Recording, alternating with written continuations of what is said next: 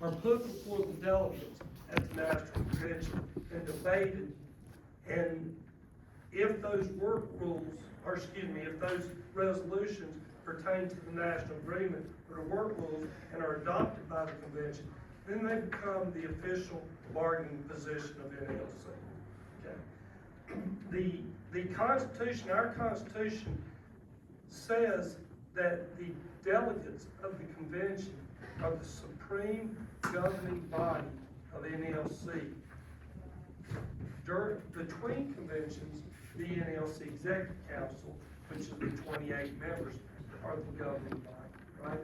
But the delegates at the convention are the supreme governing body of the NLC, not the rank and file members. I'm gonna put a pin in that, and I'll get back to that because there's some confusion out there. So, you guys that have been to national conventions, y'all know that we spend a large part of the time presenting resolutions, debating them, and voting on them, right? It's not just one day, it goes over the course of really the entire convention, the entire 5 days of the convention. And again, those resolutions that are passed become the official bargaining position of NLC. That's one place I get my marching orders, is from the convention. Another place that we look for discussing negotiations or looking at things to negotiate is what the other postal sister unions, the APW, the mail handlers, and the rural carriers have obtained since our last negotiations in their negotiations. Because that's an easy ask. If they get something in their negotiations since the last time we negotiated and it's going to benefit letter carriers, then that's an easy ask for me to go to the post service and say, hey, you gave the APW this, or you gave the mail handlers this, or you gave the rural carriers this, and we want it to, right? So that's just a common sense tactic. The third place that we get ideas from is we bring in the executive council and we've created a rank and file committee that we have brought in to discuss ideas on pain points that are occurring on the workroom floor that we could address that would improve the lives of the letter carriers on the workroom floor. So, it's ideas from you guys. What is going on the workroom floor that you would like to see us change? And so those are the three areas where we start developing our proposals of the work rule negotiations from. The convention resolutions, what other crafts have obtained, and then ideas from the rank and file membership, the executive council. Naturally, the executive council consists of the 10 resident officers, the national business agents, and the 3 trustees. So the national business agents deal with, on a routine basis, the grievance issues and the problems that are occurring on the workroom floor. So that's a good resource to start developing these proposals. So what we've done is we've brought in the executive council, we've brought in rank and file members, committee members, to develop proposals that they will ultimately submit to me. Now, we divide them up into groups and based on different contract provisions and assign those groups different contract provisions based on their knowledge and their expertise of the contract. Different business agents, different people have different areas of expertise.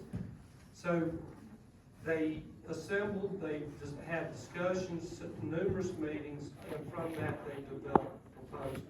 Now, I'll tell you this, last negotiations, they submitted to me over 200 proposals.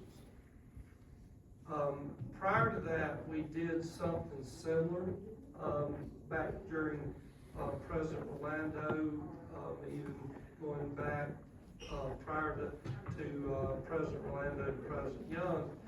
And the most proposals that we could find that were submitted were, around 60 to 70, okay? So, and the reason I bring that up is that that's an indication of the amount of effort and work that they put into this. 200 proposals, especially given the gravity of our contract, is a lot of proposals. If you ask any arbitrator out there, and I've talked to hundreds of them over my career, they will tell you, and these are arbitrators that deal in many different industries.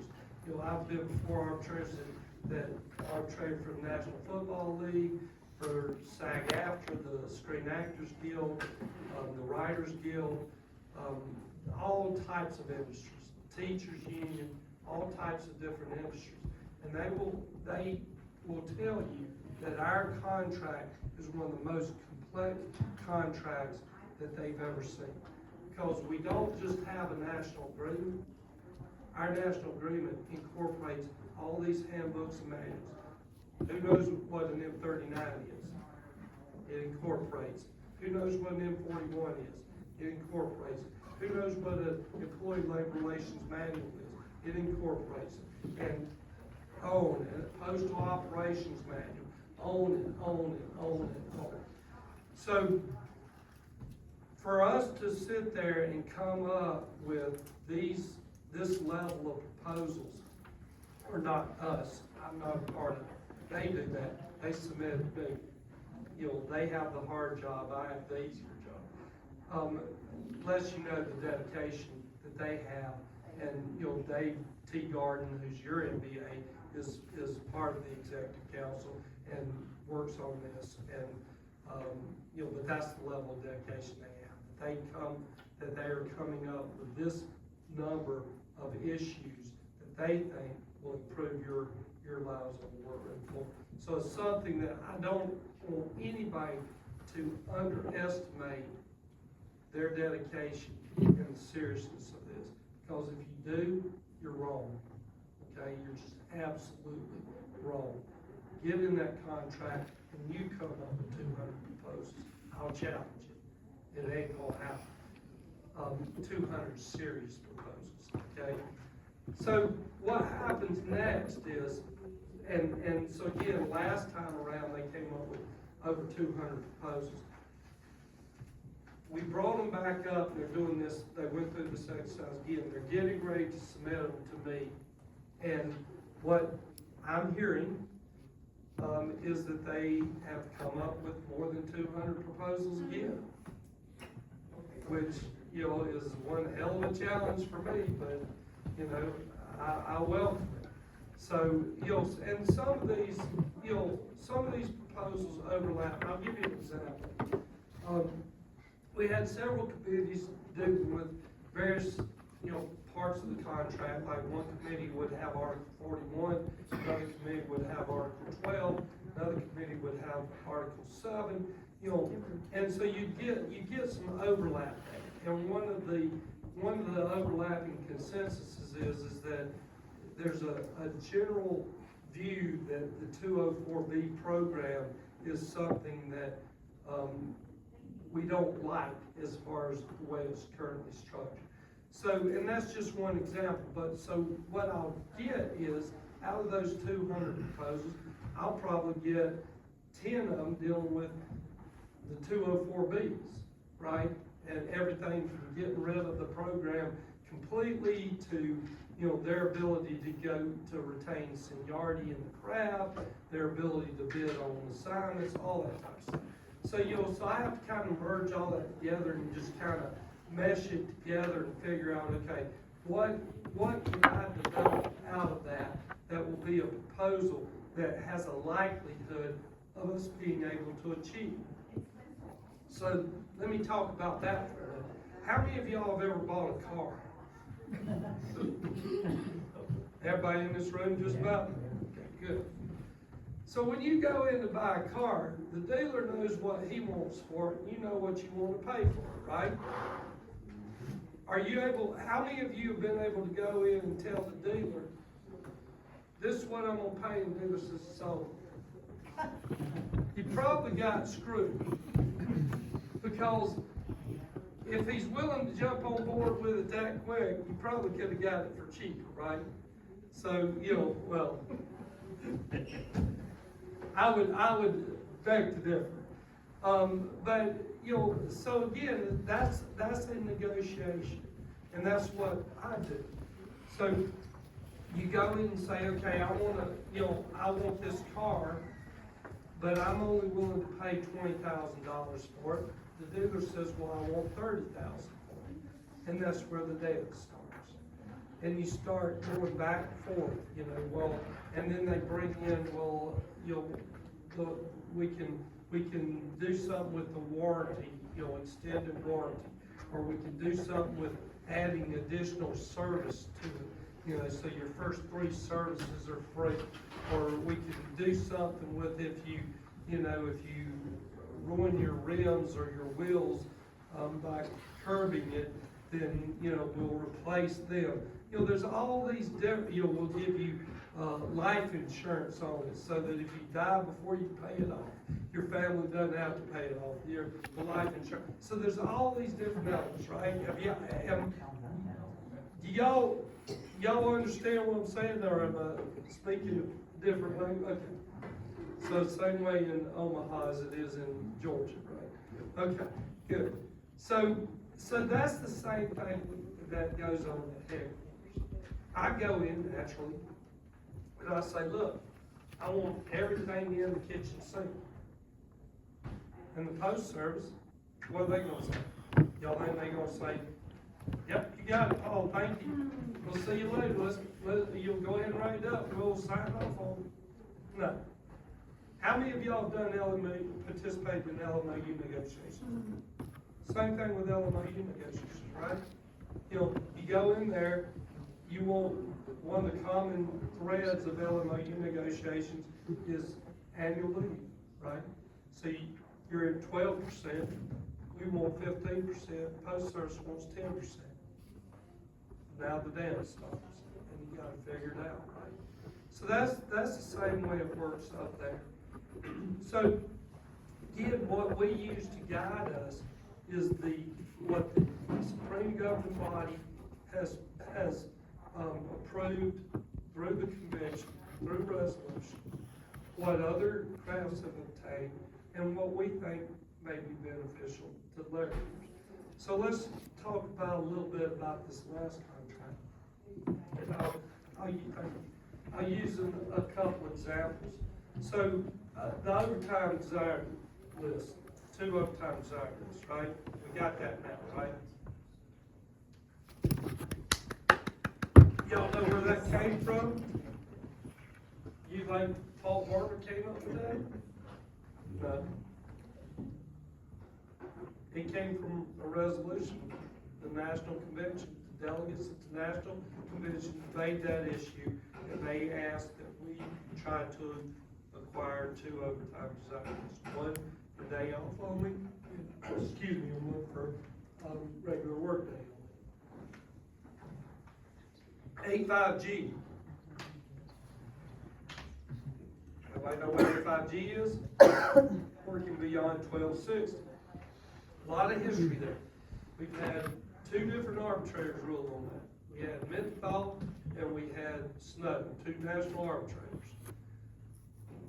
Menthol ruled on it initially, and then Snow came behind him because the NLC argued that the remedy of 50% additional is not an exclusive remedy, and that carriers should be allowed to go home. Snow rejected that, said, no, you did negotiate a remedy of 50%, and that is the exclusive remedy. The delegates at the National Convention said, we want the ability to go home. If we don't want to work beyond 1260, we want to be able to drop the mail, go home without being disciplined. That's what we were able to obtain. And they wanted a pay rate so they didn't have to agree. I was telling one of these guys, what's your name? Back in the red shirt. Dave. Dave. So I was telling Dave earlier, about this. And, you know, the idea of being able to drop your mail and go home without reprisal, without discipline, there's nothing else in our contract that allows you to disobey an order or an instruction, except if you can prove, and I've arbitrated these cases, I've advocated these cases, they're an uphill climb, that by obeying that order, you would risk in life or limb, the injury of life or limb. In other words, you know, if you there's an imminent threat of loss of life. That's an uphill battle. So now we don't have to worry about that. We can refuse that order. So again, that came from the convention. That was not me. You know, I'd like to take credit for coming up with that, but it was the delegates of the convention. So we were able to negotiate that and get that in. So again, that's how this process works. That's the same process we'll follow moving forward. Is that this time around is, you know, again, these proposals that your business agent and the other members of the executive council have put forth are rooted in what the delegates have approved at the convention, what other unions have obtained since our last bargaining. One of those is the 520 carryover. So what's our max right now? 440, right? That's our max. Now, I've signed memos that carried over to 520, but those are just temporary, those are 1-year memos. The other unions have negotiated the 520 max carryover of annual leave. We didn't want to get into that. You know, I probably couldn't negotiate that. I didn't want to jump into that because I knew that we would be able to get the yearly rollover. I wanted to see how the sellback worked out, because that's another thing we were able to achieve. So, you know, I wanted to balance that. So this time around, we'll look at whether it makes sense, what's most beneficial to our members is being able to sell back at a 440 or being able to sell back at 520. And based on that, we'll negotiate. But that's how this all works, okay? So those are the resolutions I'll get. Now let me pull that pin out that I talked about earlier. So this last contract was not ratified. You all know that, right? That's the will of the members. That's what we do. We negotiate. We put it before the members. If the members reject it, then we go back to the table, try to negotiate something different. If we're unable to, it goes to arbitration, right? But there was some misinformation that I want to clear up, and I do this everywhere I go. Because the last thing I want is for our members to be misinformed on something. That is not, you know, that's a disservice to the members, and no officer should be doing that. So let me tell you what the misinformation is, or was. And it's plastered all over face plant and Twister, all those other forums out there, podcasts, whatever. The misinformation was that the membership rejected the national agreement, and therefore none of the provisions of the national agreement should go before an arbitrator or be proposed by NLC. The rank and file votes on ratification of the contract, right? Every member who's a member at a certain time gets a ballot and votes on whether they want to ratify that agreement. I understand that, right? Okay. The rank and file is not the supreme governing body of the NLC. The Constitution says the supreme governing body of the NLC is the convention delegates. So when you elect delegates They are your voice. Similar to Congress of the United States, that when you elect members of Congress, they are your voice. They are the supreme governing body of the government, and similarly, the delegates of the National Convention are the supreme governing body of the NLC. So the notion that if the rank and file rejects a contract, that those provisions of the contract cannot be pushed forward is absolutely wrong. Because the supreme governing body, the delegates of the convention, have said, this is what we want.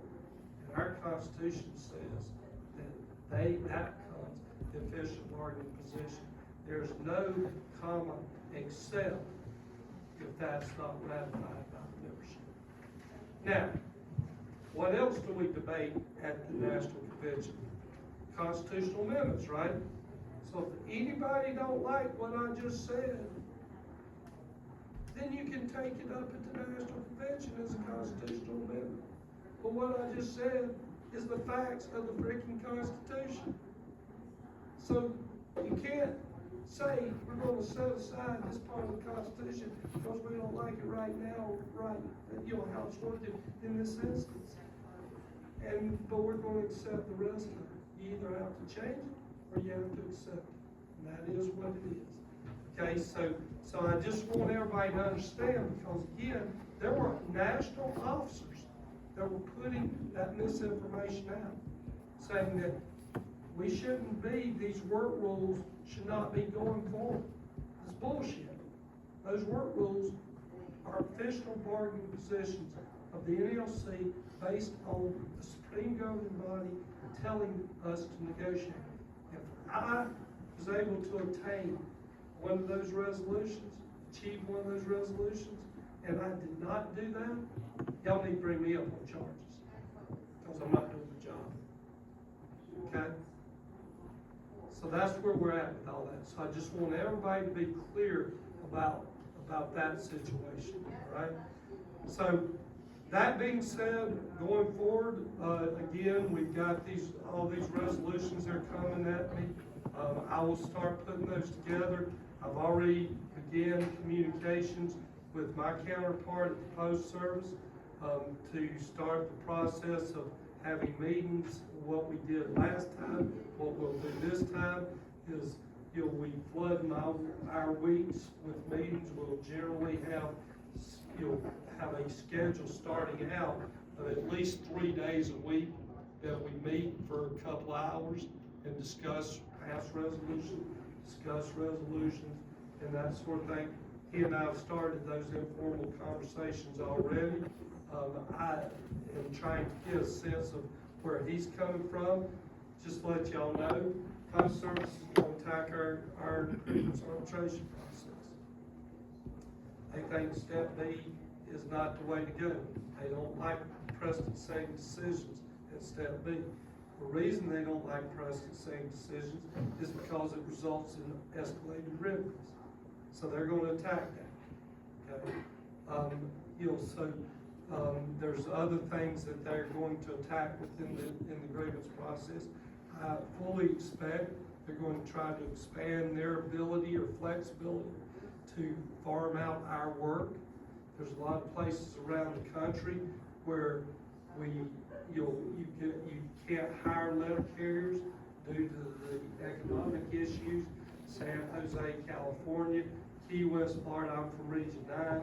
Key West has been an issue ever since I started in Region 9, which was in 1987. The cost of living down there is such that people can work in a bar as a bartender or as a server and make far more than they can as a letter carrier. There's other places, San Francisco, California. I can go on and on. Branson, Missouri, for whatever reason, as they say, it's a resort area. I don't know. I guess I need to go out there and check it out for myself. But there's these areas that they cannot hire letter carriers. I fully expect them to come after our subcontracting provisions. So, you know, again, it's back to that whole thing of buying a car. We know what we want.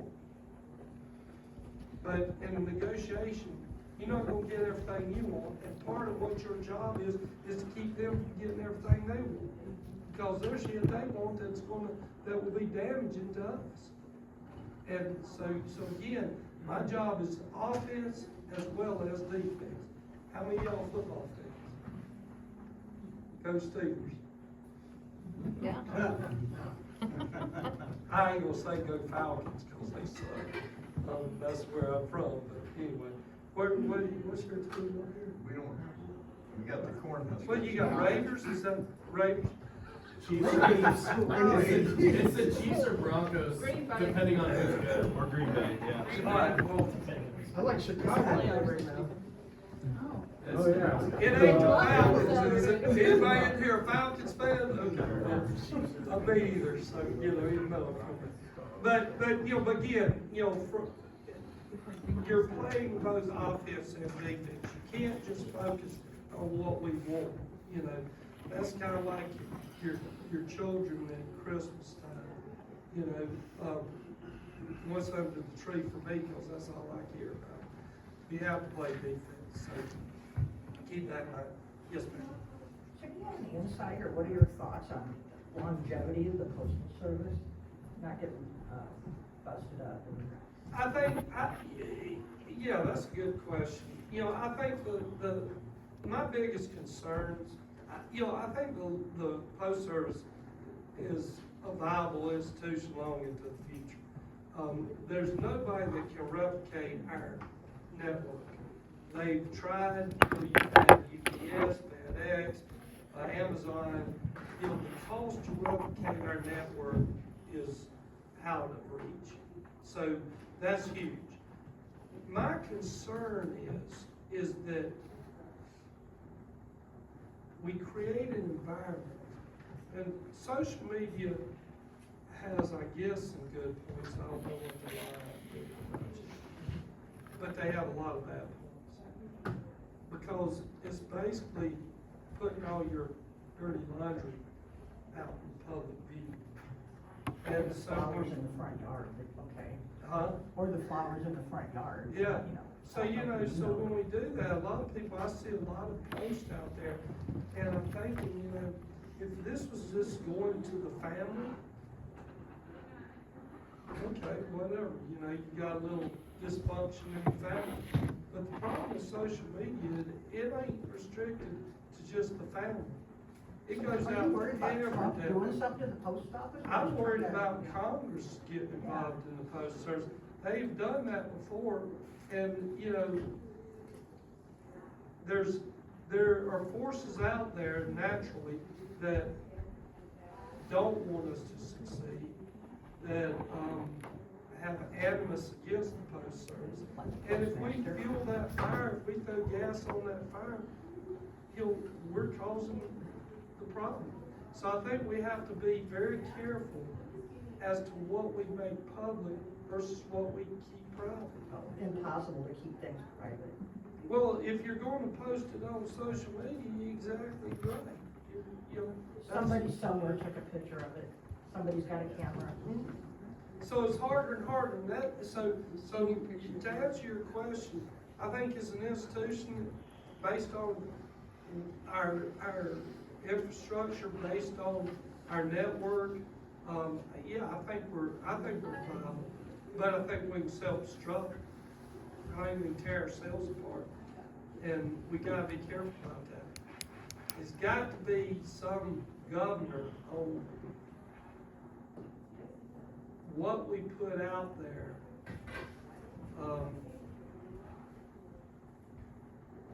That to make our point versus what damage it's going to do. Well, one thing that's irritating right now is somebody posted this, where you can't mail your ballot in by throwing it in a regular mailbox, because you'll never know when it'll get a postmark. So let me tell you, and I'm glad That's you the way brought it's that always up. been. That's not somebody posting. So what that is that now the Post Service is not, unless you actually put something over the counter, walk into the counter and say, I want this postmark, if you throw it in the blue box or whatever, what has traditionally happened is that it goes, when it's picked up that night, it goes through the process, and receives a postmark, you can pretty well determine when it was placed.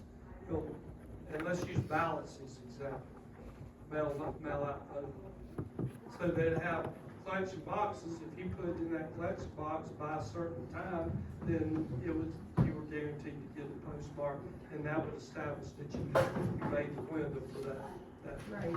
ballot. That is not the case anymore. That is officially been announced. Now is when it gets to an S&DC or a processing plant.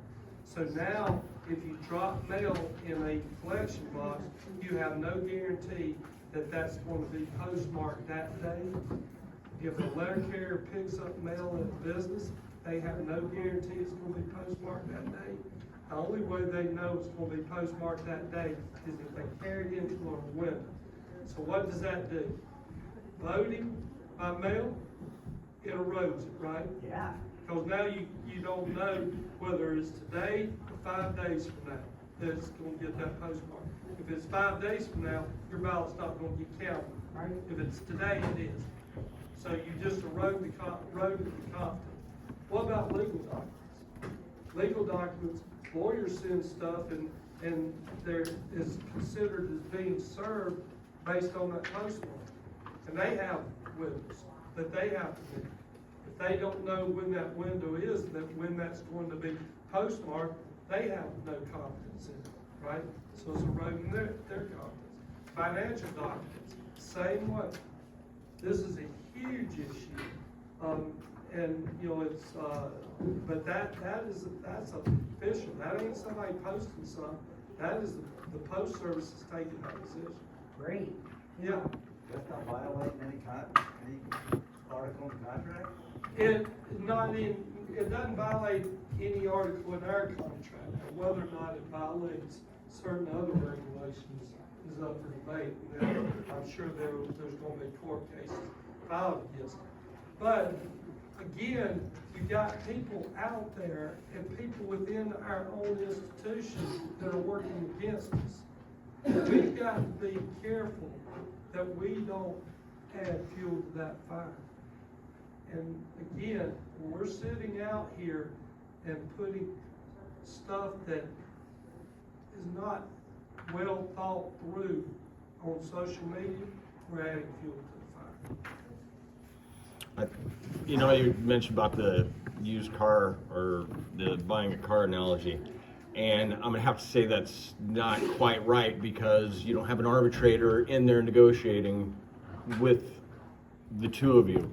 Let's say you're an individual and going against an oil company and you have an arbitration. You can go to the arbitrator and say, hey, the price is too high. Arbitrator agrees with you. He tells Exxon, starts pumping the gas, so we'd lower the price. I don't have a, well. If you're going to go buy a car and you had an arbitrator, you can go, hey, this is what I can afford, this is what, you're going to show all the documents, this is what I got in my bank, this is what you paid for the car, and he comes up and he makes a decision, he goes, you're going to stick to it. I'm finding that over the course of my 30 years that lately we are afraid of the sting of arbitration telling management what to do. And I was around with the Flashili Award and Flashy, okay, whatever. And the arbitrator told management what they're going to do. We're out there on the streets getting robbed for arrow keys. I don't think a clerk is doing that or a mail handler is doing that. Getting attacked by dogs, clerks don't do that. The bosses don't do that. We do that. We are the face of the post office, and you're telling me we can't convince an arbitrator that we deserve a full COLA like APWU, or we deserve at least a 3% raise like management just received from NAPS that I read. The Fleshy Award says outside premium should be 5%. All parties agree work outside should have a premium on it. And we can't go to an arbitrator and say, that's the way life is, and that's why we believe we deserve a higher pay rate than the clerks or anybody else, even our bosses, because they're foolishly wasting money. And as for bringing back the post office, 99% of what the postmark not getting done, who does that? Who runs the post office? Management. It's their incompetence. Until we get a grievance procedure that holds management accountable through arbitration, we're still going to be arguing about this stuff instead of the real issue. Management's the problem, not what I post on Facebook or Twister or whatever else. It's management that controls the post office, and they're running the Titanic into the iceberg, and they're going, faster, guys, but we're going to get a 3% pay raise when the carriers get 1.3. I mean, come on, I'm just a little irritated with that, and with our step B. Why do we have, just this branch has 4 step B, grievances sitting at step B that are over 2 years old. We have over 20 grievances just from last year that are over 14 days. At the convention, we voted for the memorandum in Article 15 to appoint more step Bs to get the backlog. How many grievances, if this is just branch 5 in Omaha, how many grievances are out there that are sitting at step B? How many grievances are waiting for arbitration? I don't know. I'm just some idiot that walks around putting paper in a box, pulling paper out of a box. Part-time, I do a little bit of grievance work, and I can see it, but I'm You don't have to yell at this guy. We're just trying to get a business it's done. just frustration from the workroom floor. It's Well, that's fine, but let me- it's frustration from let the me workroom jump in floor. here because you put and packing so much in here, I can't unpack it. Okay? So let me start with, because I know I'm gonna miss some of this. Come on, Steve. So let me start with the first part. The analogy between negotiating for a car, that is the negotiation process. You brought into it that you have an arbitrator. I don't have no arbitrator when I'm negotiating. We do. Wait, let me talk, okay? What I was explaining is the negotiation process, not the arbitration process. No, Those are I two understand different that. things. So you saying that is not like analogy is not correct. I'll tell you this, I'm probably the only one in this room at the national level, I would think. But I asked the question about the folks in here that had LMOU negotiation experience. You are a steward, right? Yep. Okay. When you negotiate a grievance, that's a negotiation. Yes, it You're is. going in there and you're saying, here's my facts, Correct. and here's what I think is the appropriate remedy.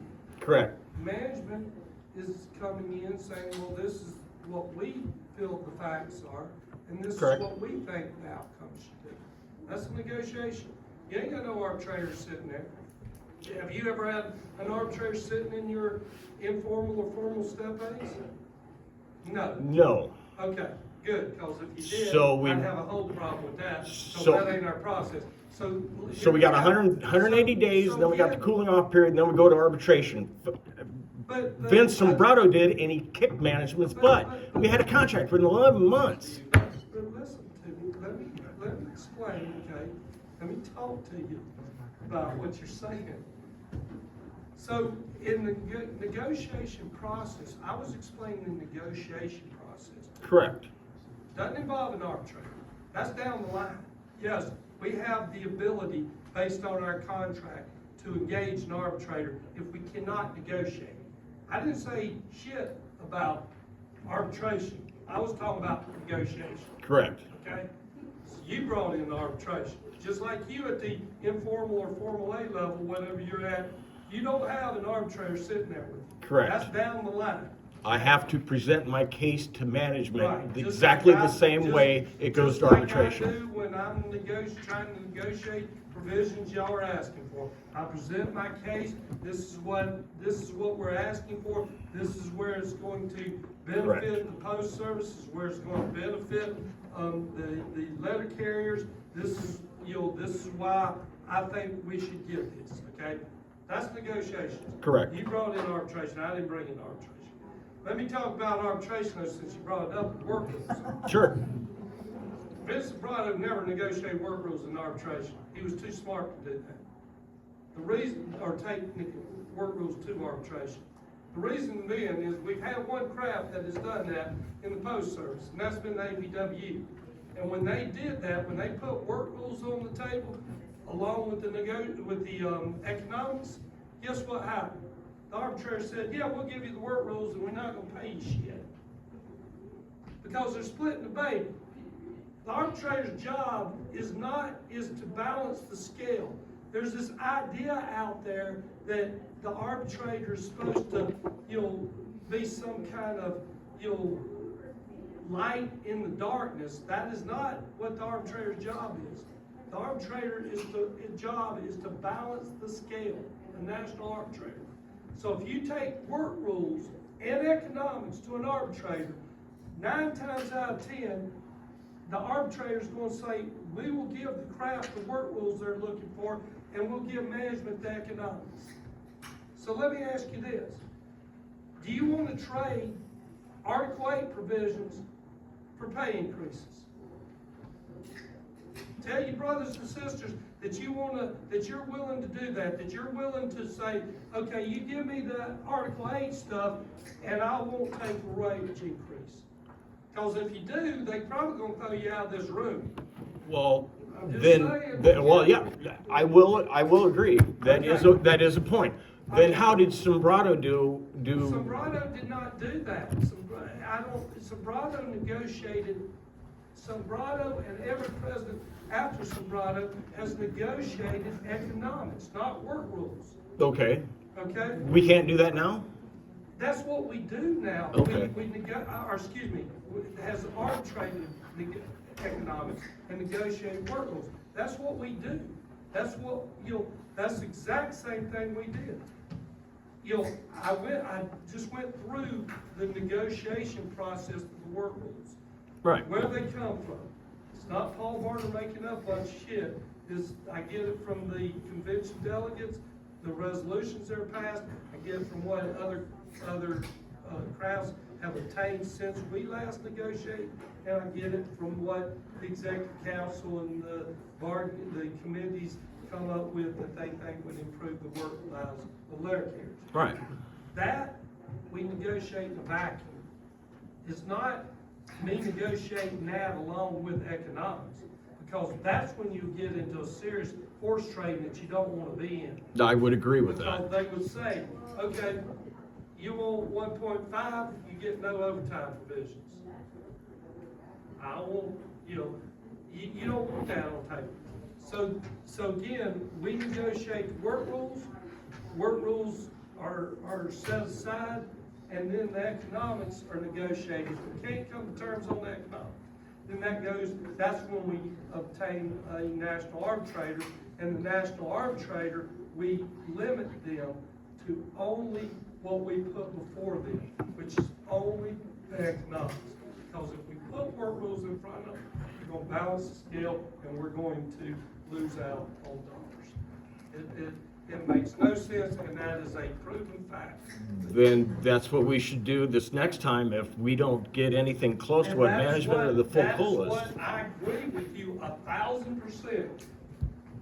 My thought process as a member of this union, not just an officer that's negotiating, is we negotiate the work rules, give the best we can get out of those, set them aside, negotiate the economics. If they don't get to where we want to be on the economics, then we take the economics before a national arbitrator. And we tell the arbitrator, look, we've already agreed on these work rules, incorporate them. All we want you to look at is balancing the scale on economics, not balancing the scale on economics and work rules. Balance the scale on economics, we've already decided work rules. That's what we do. That's what Sobrado did, that's what Bill Young did, that's what Fred Orlando did, and that's what we should do. Okay. You satisfied? No. Yeah, but we don't have that much time. I know. People are hungry, I get it. Yeah, we're going on an hour already.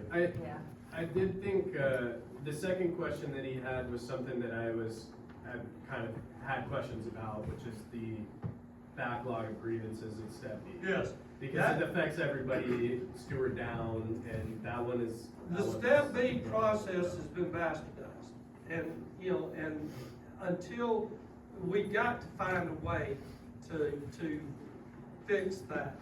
Step B, so, how many of y'all were around during the old grievance process, the March 15 grievance process? All grievance, okay. All right, yeah, I used to do umps and all that. So, It was the best.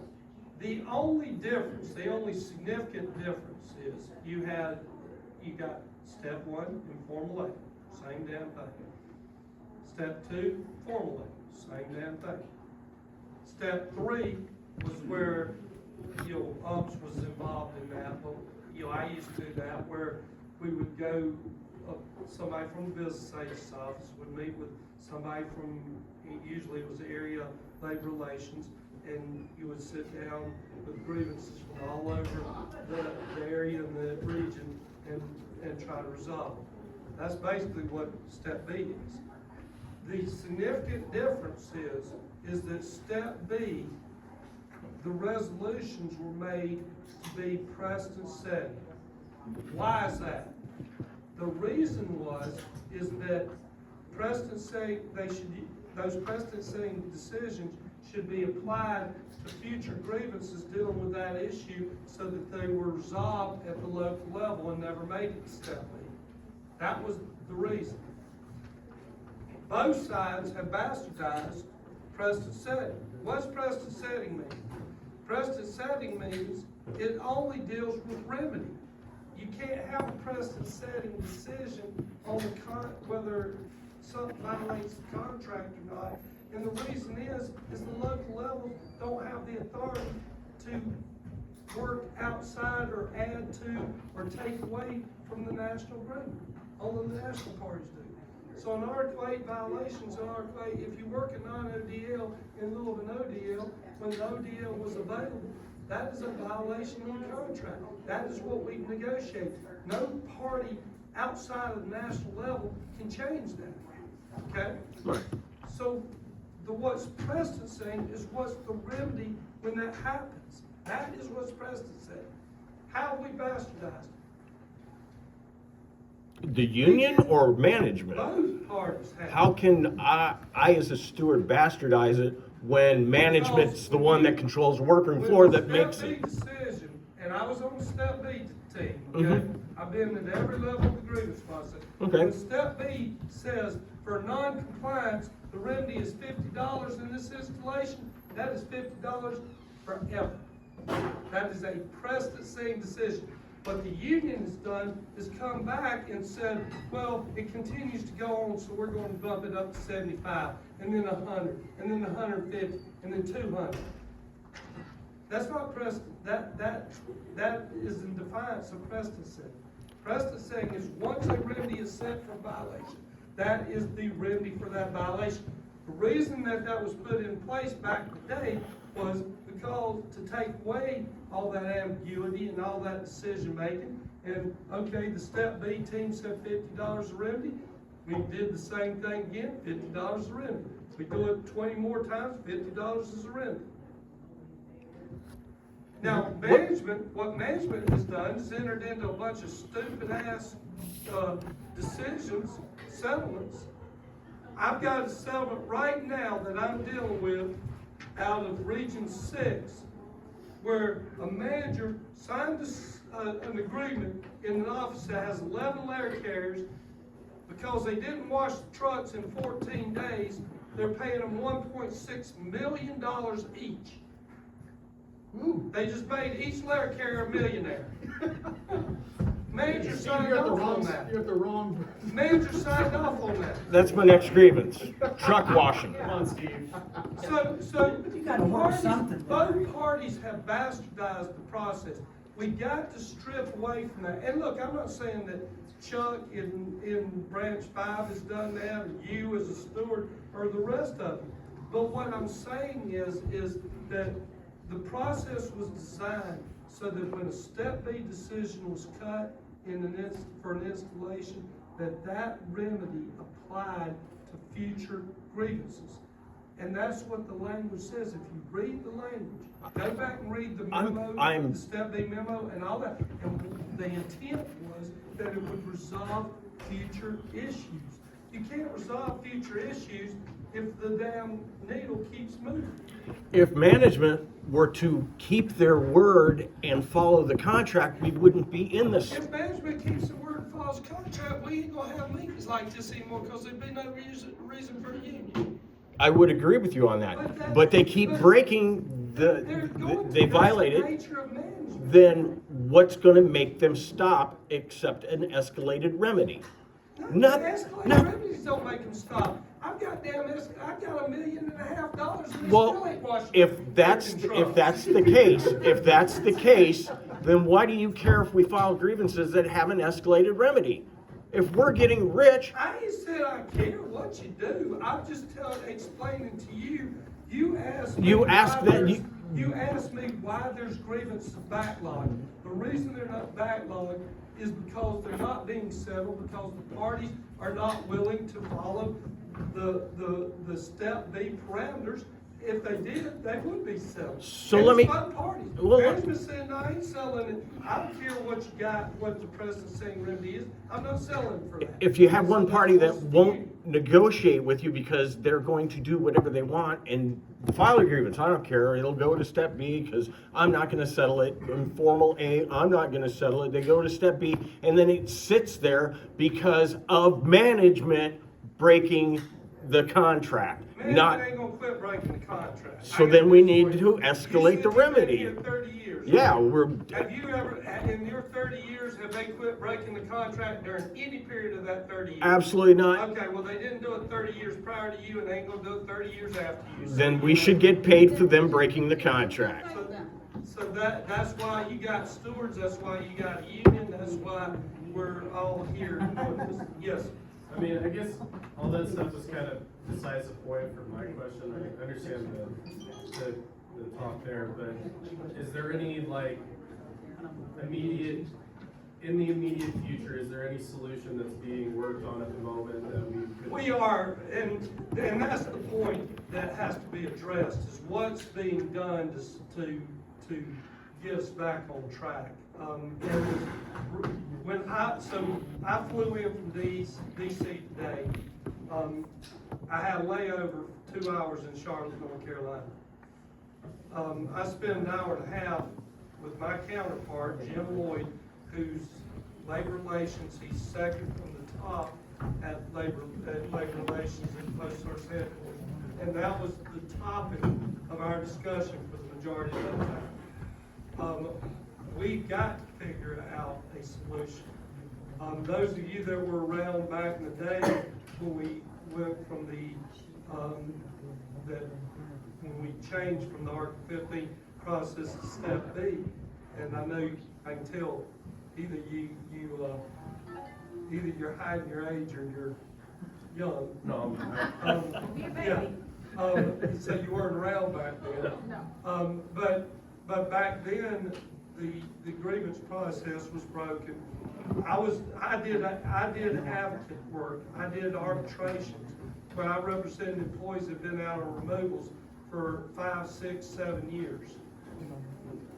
Won the removal and got them back paid for 5, 6, 7 years. Congress hauled us in to testify, Post Service and the NLC, and basically said, either y'all fix this shit or we will. You don't want Congress in your business, because they're gonna screw it up. And so that's where Step B came from. We're at that crossroads again. We have started talking about And again, I talked to my counterpart today for an hour and a half of the 2 hours about, fixing the process, things we could do to make it better, to get rid of this backlog. I will tell you this, and this is, something positive. Step B was not designed to handle all the cases. Where it's broke is at informal and formal aid. Because they're just kicking the can. They don't, and again, it's both of them. Management's saying, I'll give a damn what Step B decided in the last case that dealt with this issue. I'm kicking it up. That somebody else can sign their name to that. That's what you give to management. The union on the other side is saying, well, if the preceding award was $50, I want $100 now, because they keep violating. So it's a shared issue, okay? We can't just bury our head in the sand and say it's all management. I agree with you, if management quit violating the agreement, that it all go away, but I'm also a realist, and we're not gonna do that. So maybe we should have a resolution that says when there's a violation, everybody gets paid $50, and then we don't even have agreements. You just stamp it right there, boss. Well, what we're doing is we're discussing ways to improve the process, to your point, to put some guidelines around it to where hopefully we can get back on track. It is a good process, but formal aid's got to do their job. Right now, they're not. I deal with the entire country. I brought in all 62 Step B teams, primaries, and had meetings with them. And, is formal aid is not doing the job. Till we fix formal aid. Now, the post service, what they've done is recently, they've given a bonus initiative to their managers for resolving grievances at the formal aid level. I don't give a damn what they pay their managers, as long as it gets grievances resolved. They're paid to managers, it's not my issue. Excuse me, so paying the manager to resolve grievances gets our grievances resolved if I hadn't paid them. So that's one thing that has occurred recently that will hopefully help with the issue. But to your point, we're working on, that is a primary topic of discussion. Yeah, it just feels like that's like, as a steward is the one thing that keeps you from making progress on even the small things. Yeah, I agree with you, and it's disheartening, I agree, but I'm committed to trying to figure out a solution to getting it back on track. But it has to be the local party. If y'all think that the business agent's gonna be able to handle it, or Step B team's gonna be able to handle it, kidding yourself. We got 1,600 branches roughly around this country, and we got 62 Step B teams. If anybody in here thinks that 62 Step B teams can handle all the grievance work with 1,600 branches, you kidding yourself. Well, before you open your mouth again. Yeah, other than Steve, does anyone else have any other questions? You know I love you, brother. I know. Can't help it. All right. Well, thank you all, appreciate that.